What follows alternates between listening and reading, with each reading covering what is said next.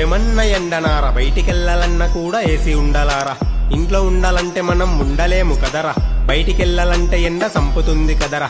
అయినా కూడా తిరుగుతుంటే బట్టలన్నీ తడుస్తుంటే అబ్బా. పైన చూస్తే ఎర్రగుంది, కింద చూస్తే మండుతుంది. తిక్కలేసి ఇంటికెళ్ళి చల్ల నీళ్లు పోసుకుంటే ఇంట్లో చూస్తే కరెంటు పాయే.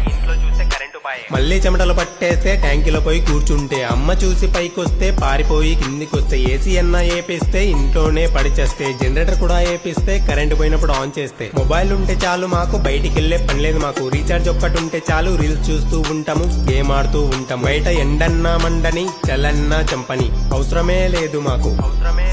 ఈ ఎండలో పడి తిరిగితే గ్లామర్ అంతా పోతుంది. గ్లామర్ అంతా పోయిందా, పోరిలంతా పడరింకా. తల మొత్తం పగులుతుంది, గొంతంతా ఎండుతుంది. పైన చూస్తే ఎర్రగుంది, కింద చూస్తే మండుతుంది. చెమటలతో నింపుతుంది, ఎండ చూస్తే సంపుతుంది. బయట బండి తీద్దామంటే సీటేమో కాలుతుంది. చూస్తుంటే బండేమో కలర్ అంతా మారుతుంది, మనల్నేమో సంపుతుంది.